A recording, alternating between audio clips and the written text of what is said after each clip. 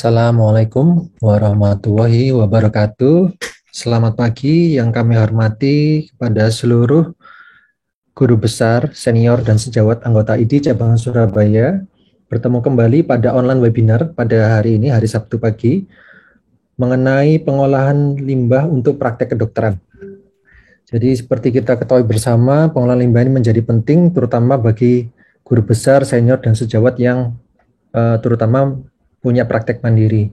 Dengan adanya peraturan-peraturan Permenkes dan peraturan yang lain mengatur mengenai pengelolaan limbah di praktek kedokteran, maka telah hadir 3 narasumber pada hari ini untuk sharing pengetahuan dengan kita semua. Yang pertama adalah Anis Wijayanti, Sarjana Teknik. Beliau adalah Kepala Seksi Izin Pelindungan dan Pengelolaan Lingkungan Hidup dari Dinas Lingkungan Hidup Kota Surabaya.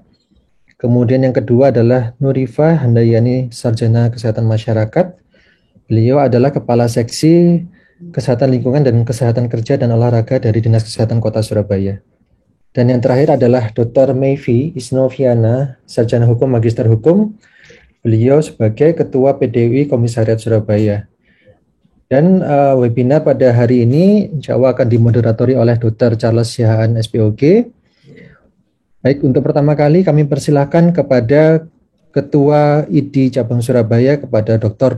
Brahmana Askandar, SPOG Konsultan, untuk dapat membuka acara. Silakan Dr. Brahmana.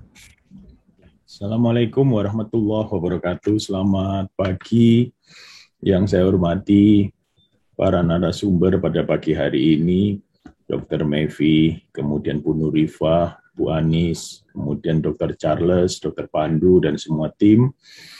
Alhamdulillahirrahmanirrahim kita dapat mengadakan acara pada pagi hari ini.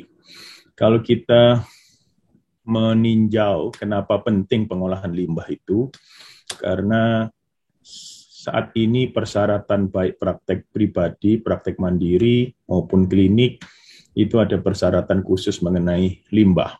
Nah, nanti kalau di klinik sudah ada asosiasinya PKFI dan Asklin.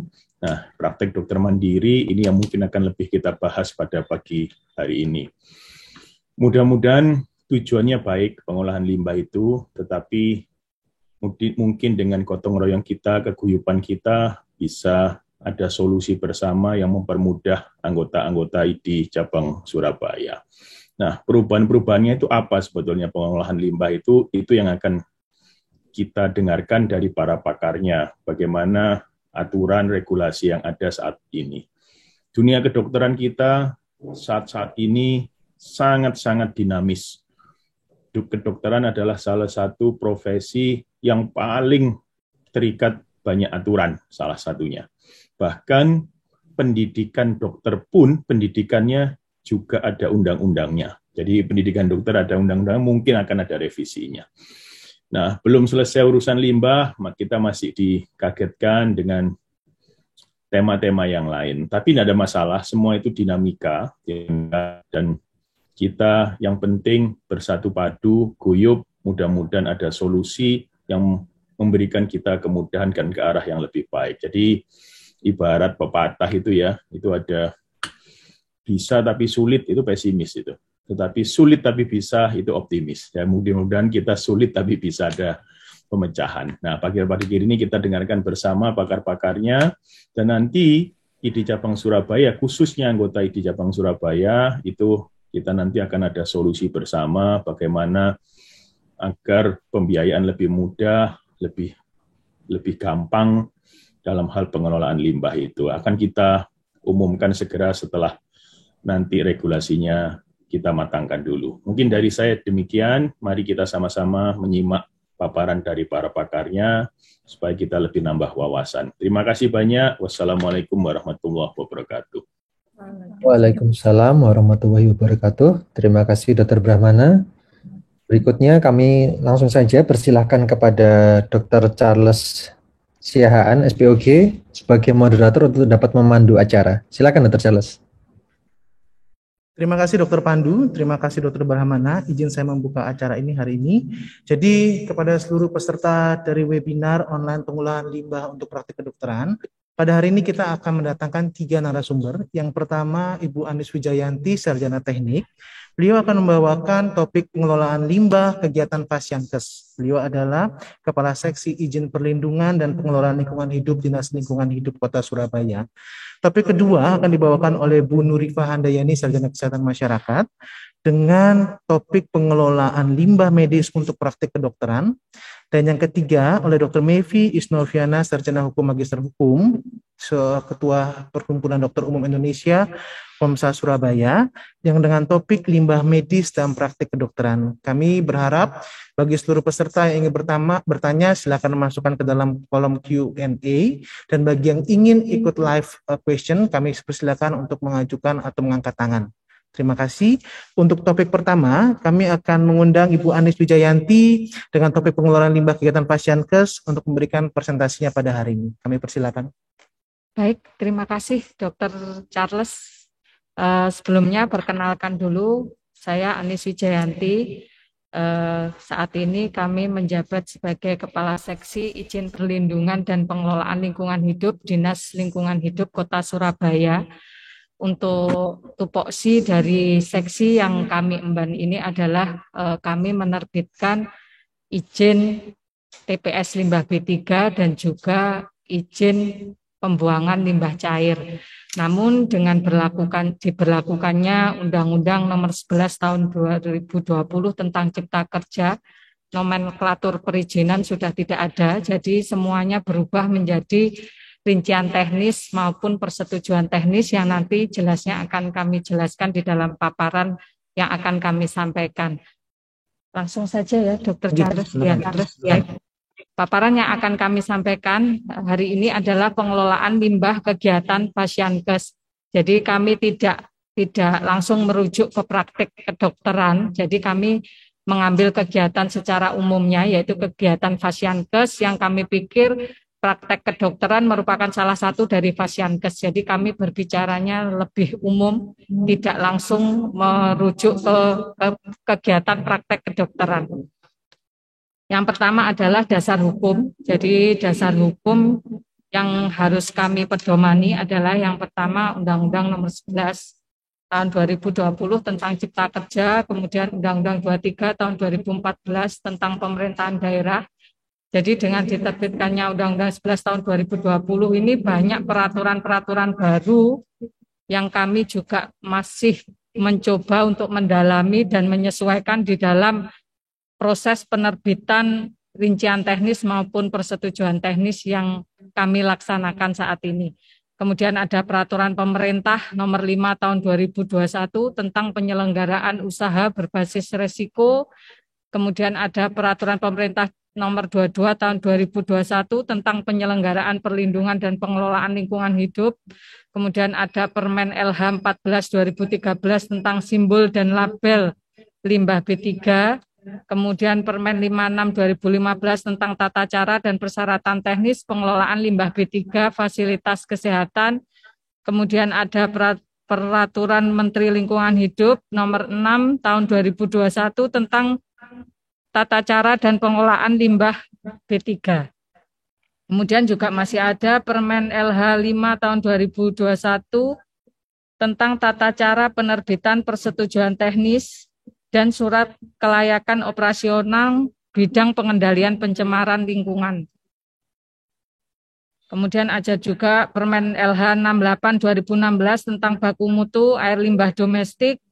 Kemudian Pergub 72 2013 tentang baku mutu air limbah dan juga Pergub 52 2014 tentang perubahan atas Pergub 72 tahun 2013. Next.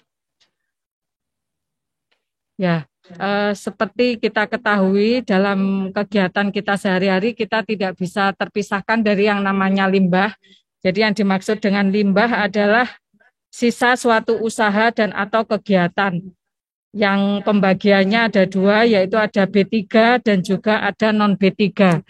Yang dimaksud dengan non B3 di sini adalah sampah sejenis sampah rumah tangga.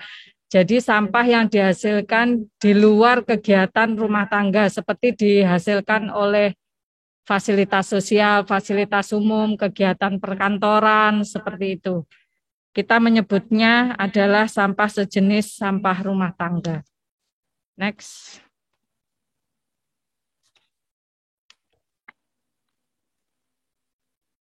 Next, ya. Jadi kita akan lebih memasuki istilah limbah B3, yaitu sisa suatu usaha dan atau kegiatan yang mengandung B3, bahan berbahaya dan beracun, sehingga disingkat menjadi B3. Limbah B3 sendiri terbagi menjadi dua, yaitu ada limbah B3 cair dan juga limbah infeksius. Jadi memang kita bedakan limbah cair itu antara lain larutan fixer, limbah kimiawi cair, dan juga limbah farmasi cair. Kalau limbah infeksius adalah limbah yang terkontaminasi organisme patogen yang tidak secara rutin ada di lingkungan dan organisme tersebut dalam jumlah yang cukup untuk menularkan penyakit pada manusia dan hewan. Kemudian berdasarkan PP 22 tahun 2021, mengapa setiap orang yang menghasilkan limbah ini harus melakukan pengelolaannya? Dasarnya adalah ada di pasal 276 PP 22 tahun 2021. Jadi di situ jelas disebutkan setiap orang yang menghasilkan limbah B3 wajib melakukan pengelolaan limbah B3 yang dihasilkannya. Kemudian apa bentuk pengelolaan limbah B3 yang harus dilakukan? Itu kita bisa baca di dalam pasal 285. Jadi setiap orang yang menghasilkan limbah B3 wajib melakukan penyimpanan limbah B3. Seperti itu. Kemudian ketika setiap orang menghasilkan limbah B3 dilarang melakukan pencampuran limbah B3 yang disimpannya. Jadi hal ini dimaksudkan misalnya ketika kita memiliki limbah infeksius, kita tidak boleh mencampurnya dengan limbah sejenis sampah rumah tangga yang tadi kita sebutkan. Jadi itu harus dipisahkan. Kemudian yang ketiga, untuk dapat melakukan penyimpanan, setiap orang yang menghasilkan limbah B3 wajib memenuhi standar penyimpanan limbah B3 yang diintegrasikan di dalam nomor induk berusaha bagi penghasil limbah B3 dari usaha dan atau kegiatan wajib SPPL. Kemudian yang kedua, rincian teknis penyimpanan limbah B3 yang dimuat di dalam persetujuan lingkungan bagi penghasil limbah B3 dari usaha dan atau kegiatan wajib AMDAL dan UKL-UPL dan instansi pemerintah yang menghasilkan limbah B3. Jadi artinya ketika kegiatan Bapak Ibu masuk di dalam kategori wajib SPPL, Bapak Ibu tidak perlu mengajukan yang namanya rincian teknis penyimpanan limbah B3. Namun Bapak Ibu hanya perlu mendaftar ke dalam OSS. Nanti OSS akan menerbitkan yang namanya standar penyimpanan limbah B3 yang sudah terintegrasi di dalam nomor induk berusaha. Namun Bapak Ibu tetap harus mengelola limbah yang dihasilkan. Itulah kenapa ketika kegiatan praktek dokter mungkin untuk pengajuan izin prakteknya masih dipersyaratkan harus ber-MOU dengan pihak ketiga ketika menghasilkan limbah B3. Jadi alasannya adalah itu. Alasannya adalah ada di pasal 276 dan ada di pasal 285. Seperti itu. Next. Ya, di pasal 285 itu sendiri akan dijelaskan seperti apa tempat penyimpanan limbah B3 yang diatur, kemudian pemilihan lokasi, kemudian juga bangunannya. Jadi ada di pasal 286 sampai dengan 289. Mungkin lebih jelasnya nanti Bapak Ibu bisa membaca sendiri karena ini detail sekali. Jadi harus jelas lokasinya, kemudian fasilitas penyimpanan limbah B3-nya seperti itu. Kemudian peralatan penanggulangan keadaan darurat itu semuanya sudah diatur. Jadi ketika kami Dinas Lingkungan Hidup Kota Surabaya ketika ada permohonan pengajuan rincian teknis penyimpanan limbah B3, kami akan memverifikasi berdasarkan pasal 285 ini. Jadi apakah semua ketentuan yang tertuang di dalam pasal ini sudah dipenuhi Bapak Ibu ketika mengajukan rincian teknis penyimpanan limbah B3 kepada kami, yang nanti jika sudah terpenuhi semuanya kami akan menerbitkan dan menyetujuinya berupa rincian teknis penyimpanan limbah B3 oleh penghasil. Seperti itu. Next. Ya, seperti dijelaskan tadi, limbah B3 Fasiankes sendiri juga meliputi ada padat, cair, dan gas. Sementara yang limbah padat sendiri dibedakan lagi menjadi medis tajam dan medis non-tajam. Jadi semuanya ini memiliki kriteria tersendiri di dalam aturan B3. Jadi pengaturannya pun juga diatur semuanya di dalam Permen LH. Seperti itu. Jadi tidak bisa sembarangan karena memang limbah B3 ini dari singkatannya aja sudah bahan berbahaya dan beracun sehingga aturannya sangat detail dan jelas. Seperti itu. Jadi kalau limbah medis tajam dan non tajam itu ada limbah infeksius patologi, kemudian limbah benda tajam jadi bekas suntikan, kemudian ada limbah farmasi, sitotoksis, kimiawi, radioaktif, seperti itu. Kalau cair, semua air buangan termasuk tinja yang berasal dari kegiatan Fasiankes yang kemungkinan mengandung mikroorganisme, bahan kimia beracun dan radioaktif yang berbahaya bagi kesehatan. Untuk gas, semua limbah berbentuk gas yang berasal dari kegiatan pembakaran di rumah sakit seperti insenerator, dapur, seperti itu. Next. Ya, jadi kenapa kami berbicara fasilitas pelayanan kesehatan sesuai Peraturan Menteri Lingkungan Hidup 56 tahun 2015 pasal 3 ayat 2 disebutkan yang termasuk dalam kriteria Fasiankes adalah pusat kesehatan masyarakat, kemudian klinik pelayanan kesehatan atau sejenisnya termasuk rumah sakit atau jenis pelayanan kesehatan lainnya seperti praktek dokter, laboratorium, dan apotek. Jadi kenapa kami paparan hari ini mengambil judul besarnya aja, yaitu fasilitas pelayanan kesehatan. Seperti itu. Next.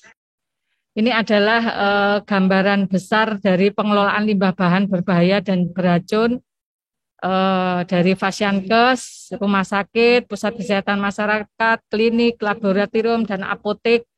Kemudian dilakukan identifikasi limbah B3 yang dihasilkan.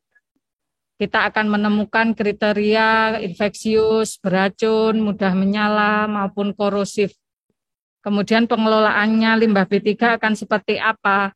Ada insenerator, ada autoklav, kerjasama dengan pihak ketiga yang berizin.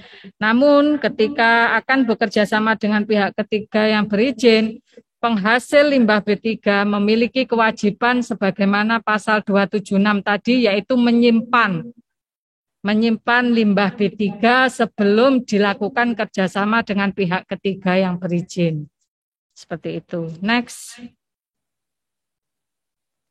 Jadi ini adalah konsep zero waste terhadap alur pengelolaan limbah B3 medis Fasiankes, yaitu ada pengurangan, ada pemilahan, kemudian ada pewadan, penyimpanan, pengangkutan, dan juga pengolahan, penimbunan, maupun pemanfaatan. Next. Ya, ini pengurangan limbah B3 secara garis besar. Konsepnya adalah menghindari penggunaan material yang mengandung B3 jika terdapat pilihan yang lain, melakukan tata kelola yang baik terhadap setiap bahan atau material yang berpotensi menimbulkan gangguan kesehatan maupun pencemaran, melakukan tata kelola yang baik dalam pengadaan bahan kimia dan bahan farmasi untuk menghindari terjadinya penumpukan dan kadaluarsa, melakukan pencegahan dan perawatan berkala terhadap peralatan sesuai jadwal. Jadi tata kelola ini sangat penting. Jadi misalnya ketika Bapak Ibu melakukan pengadaan bahan kimia dan bahan farmasi yang tidak teratur, akhirnya akan terjadi penumpukan dan menjadi kadaluarsa. Ketika bahan kimia dan bahan farmasi ini menjadi kadaluarsa, itu termasuk di dalam limbah B3. Jadi harus sangat hati-hati ketika mengatur dan menetapkan tata kelola dalam pengadaan bahan kimia dan bahan farmasi. Next. Ya, ini adalah pemilahan dan pewadan. Pemilahan dilakukan berdasarkan jenis, kelompok, dan atau karakteristik limbah B3. Jadi karakteristik mudah menyala harus dikumpulkan dengan karakteristik mudah menyala. Demikian pula pengaturan penempatan pewadahnya juga harus dilakukan berdasarkan kelompok limbah B3. Untuk limbah B3 medis tajam seperti jarum suntik, itu bisa disediakan safety box. Ya, biasanya dalam safety box yang berwarna kuning, yang biasanya kita lihat di rumah sakit maupun fasiankes yang lainnya. Kemudian dimasukkan di dalam kantong plastik sesuai warna kuning juga biasanya. Kemudian untuk pewadahan, kenapa kami dari DLH Surabaya menetapkan untuk menggunakan freezer? Karena freezer ini untuk menyiasati supaya masa simpan dari limbah B3 itu sendiri bisa lebih lama, karena kalau tidak disimpan di dalam freezer harus diangkut setiap 2 hari dan tentunya itu sangat menyulitkan bagi fasiankes. Jadi kenapa kami menganjurkan untuk menyediakan freezer, salah satunya adalah untuk memperpanjang masa simpan dari limbah B3. Kemudian ketika Bapak Ibu menanyakan ke kami, Bu, kriteria freezernya seperti apa? Sebenarnya tidak ada kriteria khusus untuk pemilihan jenis freezer. Yang penting dia bisa menjaga suhunya tetap dingin sehingga masa simpannya lebih lama. Jadi tidak ada ketentuan khusus harus pakai merek A, B, C, tidak ada. Karena kami juga tidak bekerja sama dengan vendor freezer seperti itu. Jadi silahkan dipilih sesuai kebutuhan dan kapasitas TPS yang Bapak Ibu miliki. Kemudian pemberian simbol dan label itu sendiri juga ada aturannya. Jadi berapa ukurannya, warnanya. Jadi tidak sembarangan memberikan simbol dan label. Next.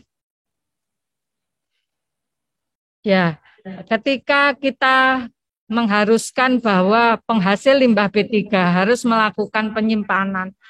Jadi penyimpanan limbah B3 itu pada fasilitas TPS limbah B3 dapat berupa bangunan yang dilakukan dengan menggunakan kemasan. Tentunya ketika disimpan di dalam bangunan TPS itu harus dikemas. Kemudian standar penyimpanan limbah B3 sendiri meliputi limbah B3 yang disimpan terlindungi dari hujan dan tertutup. Jadi bangunannya memang harus tertutup dan terlindungi dari hujan maupun angin maupun dari tikus ya. Kemudian memiliki lantai yang kedap air, dilengkapi dengan simbol dan label limbah B3. Kemudian dikemas menggunakan kemasan dari bahan logam maupun plastik. Jadi bisa tempatnya berupa drum, bisa safety box dari plastik, sesuai jenis limbah B3 yang disimpan. Kenapa harus dikemas? Karena kemasan ini berfungsi untuk mengungkung limbah B3 agar tetap berada di dalam kemasan dan tidak mencemari lingkungan seperti itu. Memiliki penutup yang kuat untuk mencegah terjadinya tumpahan saat pemindahan ataupun pengangkutan. Kemudian kondisi kemasan juga tidak boleh bocor, tidak berkarat, dan tidak rusak. Bangunan TPS harus memenuhi persyaratan sesuai Permen LH 6 tahun 2021. Jadi di situ sudah diatur, Bapak Ibu bisa membaca kembali dengan detail untuk memahami. Next. Nah, ini ketika tadi saya menjelaskan masa simpan. Infeksius benda tajam patologis itu masa simpannya adalah 2 hari pada temperatur lebih besar dari 0 derajat Celcius atau 90 hari pada temperatur sama atau lebih kecil dari 0. Seperti itu. Jadi kenapa harus disimpan di freezer supaya Bapak Ibu bisa mendapatkan masa simpan 90 hari. Karena kalau tidak disimpan di freezer, Bapak Ibu hanya boleh menyimpan selama 2 hari. Bahan kimia kadaluarsa, tumpahan atau sisa kemasan radioaktif, farmasi, sitostoksit, ya, peralatan medis yang memiliki kandungan logam berat tinggi, tabungan gas atau kontainer bertekanan sama masa simpannya. Jika penghasil limbah B3 tidak melakukan penyimpanan limbah B3, limbah B3 yang dihasilkan wajib diserahkan paling lama 2 hari sejak limbah B3 dihasilkan kepada pemegang izin pengelolaan limbah B3. Jadi seperti itu, ketika Bapak Ibu tidak memiliki bangunan TPS, Bapak Ibu harus menyimpan hanya boleh 2 hari dan harus menyerahkan kepada pihak ketiga yang berizin. Next. Pengangkutan dari lokasi penghasil limbah B3 ke tempat penyimpanan limbah B3 yang digunakan sebagai depo pemindahan. Jadi itu konsep pengangkutannya bisa dari penghasil limbah B3 ke tempat penyimpanan limbah B3. Bisa dari penghasil limbah B3 kepada pengolah.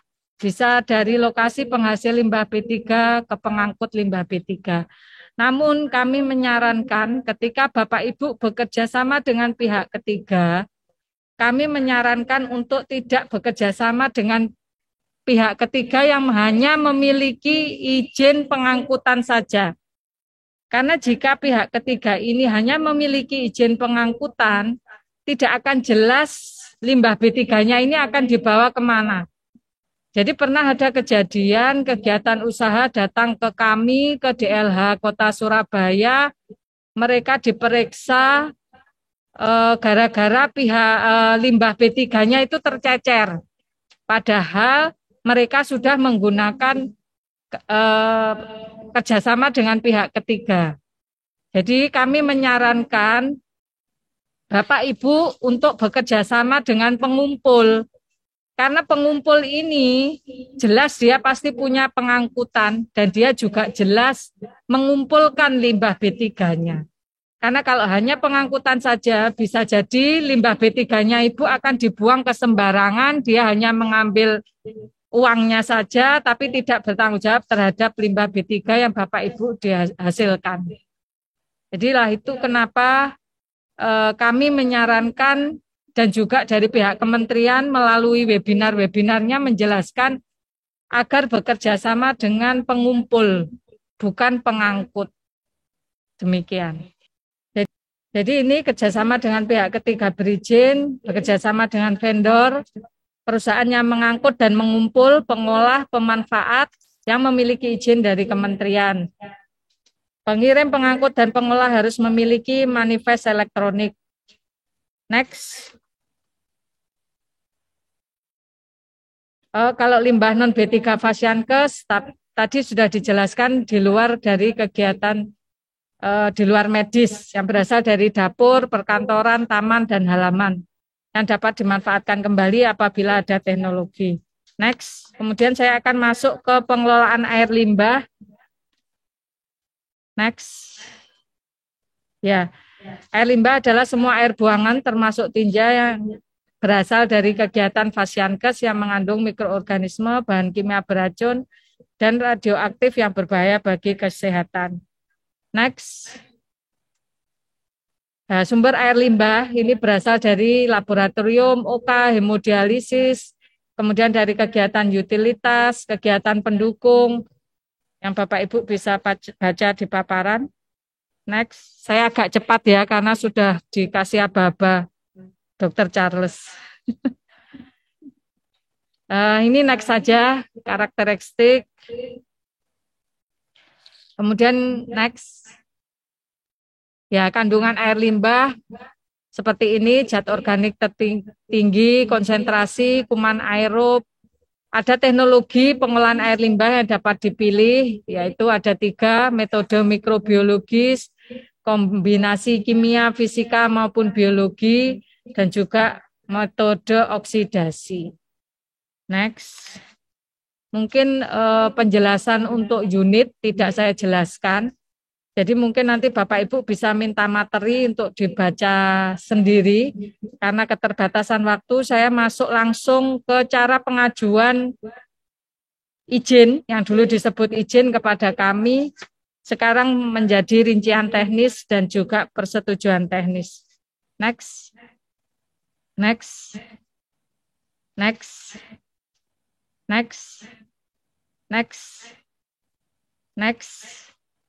Ya, ketika melakukan pertimbangan pemilihan teknologi IPAL, instalasi pengolahan air limbah, yang perlu diperhatikan adalah ini, kualitas dan kuantitas air limbah domestik yang akan diolah. Kemudian kemudahan pengoperasian, jumlah akumulasi lumpur, kebutuhan lahan, biaya operasional, dan juga kualitas hasil olahan. Ini yang harus diperhatikan. Next. Nah, ini adalah alternatif pengolahan. Kita sudah memberikan contoh, jadi untuk rumah sakit, unit-unitnya apa saja, biasanya seperti ini. Namun tidak menutup kemungkinan pada sistem pengolahan di luar yang kami jelaskan ini. Ini hanya salah satu contoh yang bisa kami berikan ketika Bapak Ibu ingin mengolah air limbah dari Fasiankes. Seperti itu. Next. Next, ini hanya contoh-contoh saja. Ya, next. Ini proses. Nah, siapa yang wajib mengajukan persetujuan teknis? Ini adalah pertanyaan-pertanyaan yang sering diajukan ketika Bapak Ibu akan mengajukan permohonan izin atau persetujuan teknis atau rincian teknis. Yaitu pengajuan dokumen AMDAL dan UKL-UPL harus dilengkapi dengan persetujuan teknis. Jadi ketika dokumen lingkungan Bapak Ibu hanya berupa SPPL, Bapak Ibu tidak perlu mengajukan persetujuan teknis maupun rincian teknis. Next. Kemudian kepada siapa Bapak Ibu mengajukan persetujuan teknis maupun rincian teknis. Jadi sesuai PP 22 tahun 2021 pasal 135, pemohon mengajukan permohonan persetujuan teknis pemenuhan baku mutu air limbah kepada Menteri, Gubernur, ataupun Bupati, Wali Kota sesuai kewenangan. Kemudian di dalam peraturan KLHK 5 tahun 2021 disebutkan, jika kegiatan yang wajib AMDAL mengajukan permohonan persetujuan teknis kepada Gubernur, Menteri, maupun Wali Kota sesuai kewenangan penerbitan persetujuan lingkungan.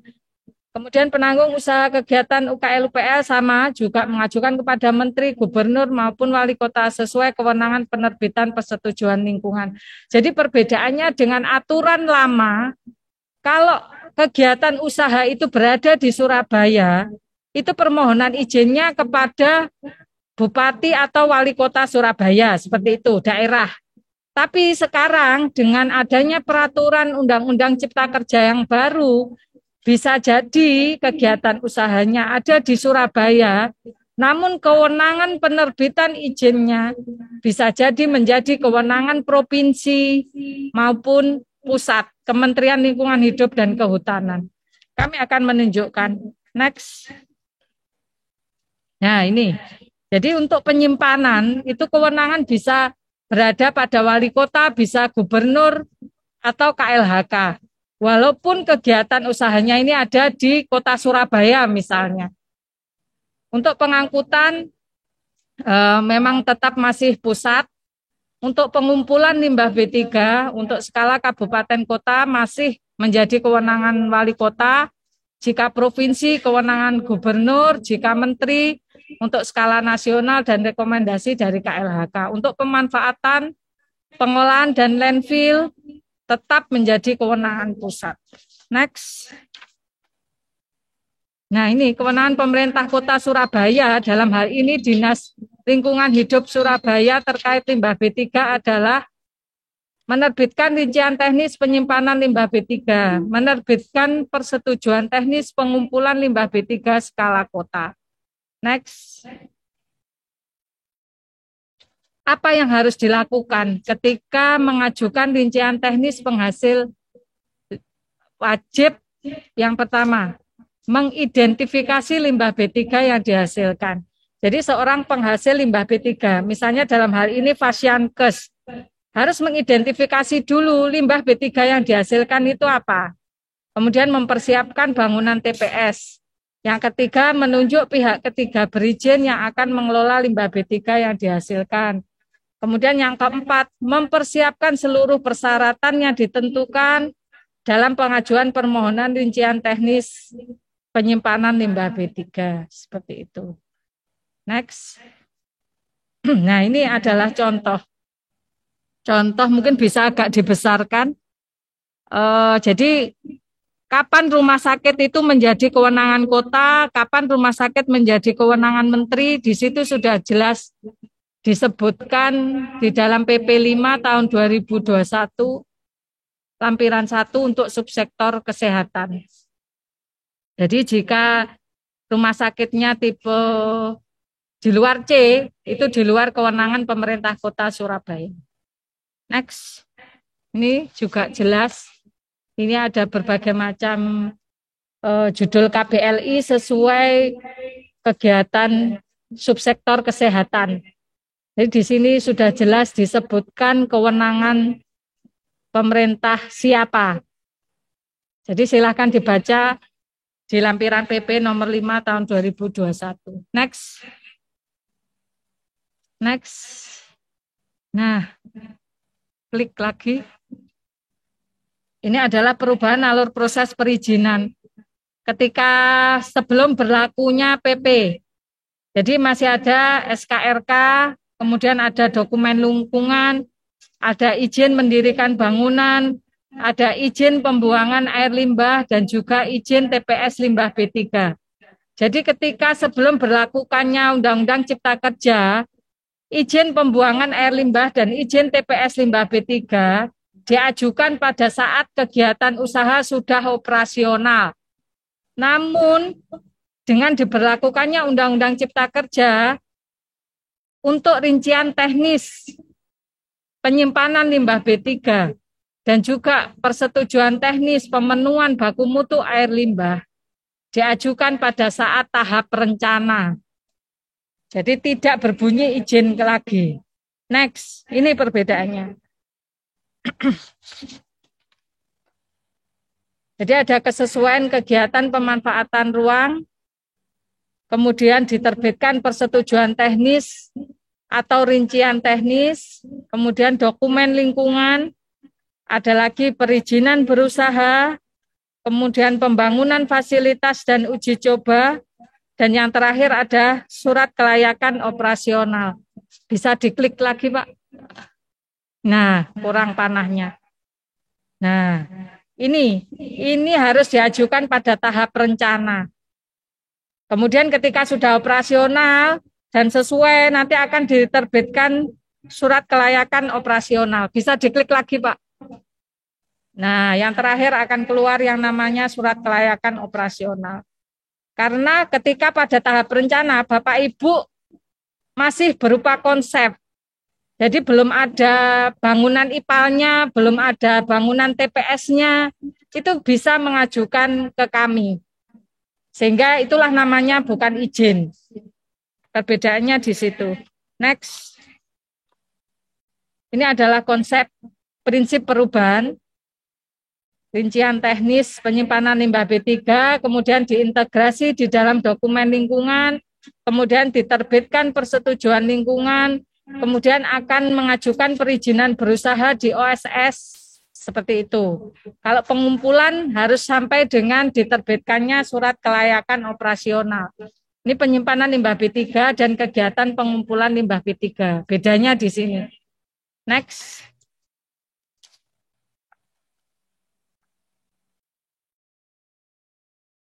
Nah, ini perpanjangan izin.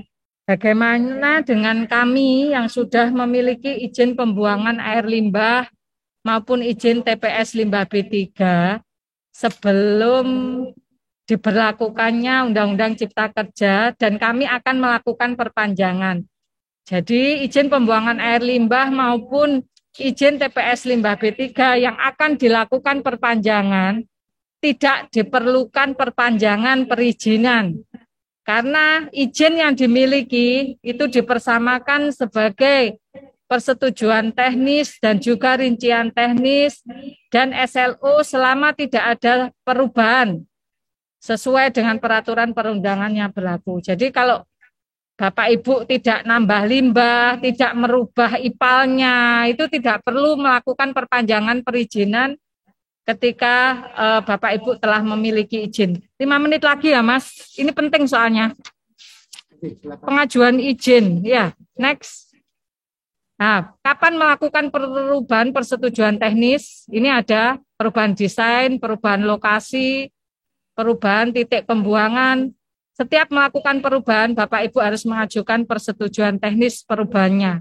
Next. Ya, ini persyaratannya. Jadi persyaratan ini Bapak Ibu bisa cek di ssw.surabaya.go.id persyaratannya. Silakan nanti dicek. Saya tidak perlu membacakan. Nanti kalau ada yang tidak mengerti bisa bertanya kepada kami. Next. Ya, silakan nanti dibaca sendiri. Next. Next. Next. Ya, ini adalah persyaratan untuk yang air limbah. Monggo semuanya bisa dicek di ssw.surabaya.go.id. Next. Ya, next. Next. Next. Jadi untuk kegiatan rencana, ini Bapak Ibu harus membuat semacam kajian maupun standar teknis. Jadi ada perbedaan kapan Bapak Ibu mengajukan memakai kajian teknis, kapan Bapak Ibu mengajukan memakai standar teknis. Itu sudah ada ketentuannya dan juga sudah ada cara penapisannya di Permen LH 5 tahun 2021. Next. Alur mungkin tidak perlu. Next. Next. Ya, ini Bapak Ibu bisa buka ketika akan mengajukan rincian teknis limbah B3 melalui ssw.surabaya.go.id. Sebenarnya KLHK akan mengeluarkan sistem yang bernama Sistem Informasi Lingkungan Hidup. Jadi nanti ketika sistem ini ada, mungkin kami sudah tidak akan menggunakan SSW lagi. Namun karena sampai saat ini sistem tersebut belum jadi kita masih memproses secara online melalui ssw.surabaya.go.id. Next. Ya, ini. Jadi silakan pilih pendaftaran izin parsial mandiri. Next. Kemudian pilih layanan perizinan lingkungan hidup. Di situ ada pilihan, Bapak Ibu mau mengajukan yang mana. Silakan dipilih. Kalau yang contoh saya sebutkan ini sesuai kewenangan dari kami seksi IPPLH. Next. Nah, ini persyaratannya sudah jelas. Nanti Bapak Ibu bisa baca. Next. Ya, di sini ada video sebenarnya. Kalau waktunya tidak cukup, tidak perlu. Ini untuk cara mengajukan izin. Gimana nih kabarnya? Ya, kira-kira kita Oh, baik, silakan. Ya, terima kasih kepada Bu Anis. Jadi sedikit saya simpulkan. Jadi kita harus mengenal dulu mengenai limbah medis kita ini, termasuk limbah B3, dan sudah ada keputusan dari PP 22 tahun 2021, pasal 276 yang mengatakan bahwa limbah B3 yang dihasilkan dari setiap orang wajib diolah masing-masing.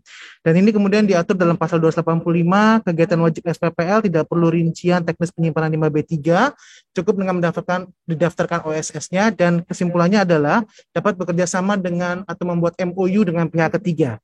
Kemudian mengenai pengurusan limbah, kita juga bagi yang ingin mengajukan pemrosesan limbah, kita dapat melakukan tahap-tahap seperti pemilahan dan pewadahan yang baik, penyimpanan, di mana harus dengan syarat-syarat terlindungi, bangunan yang baik, dan disimpan dalam kemasan. Kemudian suhu kamar, di mana bisa di atas 0 derajat Celcius, penyimpanan bisa 2 hari, tapi bila kita memiliki freezer dapat sampai 90 hari. Kemudian pengangkutan yang harus juga sesuai dengan standar yang baik. Dan hal yang penting juga cara pengajuan izin. Cara pengajuan izin kalau dia merupakan SPPL tidak perlu mengajukan persetujuan teknis. Jadi pengajuan kepemilikan ini sekarang juga dulu di Kementerian Lingkungan Hidup, kemudian provinsi, kabupaten. Kalau dulu cuma cukup yang bekerja di Surabaya dapat langsung ke wali kota Surabaya atau bupati. Sekarang berdasarkan Undang-Undang Cipta Kerja yang baru mungkin harus dilihat lagi peraturannya. Apakah tadi dibilang Bu Anis bahwa di atas rumah sakit tipe C ini bisa ke ke provinsi atau bahkan ke pusat. Tapi kalau rumah sakit tipe C atau pribadi klinik mungkin masih bisa dilakukan mengajukan ke wali kota Surabaya. Untuk proses dan perizinan, tadi jelas sekali bahwa Bu Anis mengatakan izin pembuangan air limbah atau TPS limbah B3 berdasarkan Undang-Undang Cipta Kerja ini tahap perencanaan cukup dengan surat kelayakan operasional yang sesuai dengan standar yang sudah dilakukan oleh DLH. Dan terakhir untuk perpanjangan izin apabila tidak ada perubahan konsep di dalam pengolahan limbah tidak perlu dilakukan atau tidak perlu diubah, cuma diperpanjang saja. Tapi kalau ada perubahan mohon melakukan suatu verifikasi atau mendaftar ulang pada SSW. Jadi sekarang kita di Surabaya ini sudah sangat simpel sekali ya Bu Anis ya. Cukup semuanya ada di SSW, tinggal dilihat prosedurnya seperti apa, tinggal dimasukkan semua persyaratannya dan akan dinilai kemudian akan keluar surat keterangan operasional.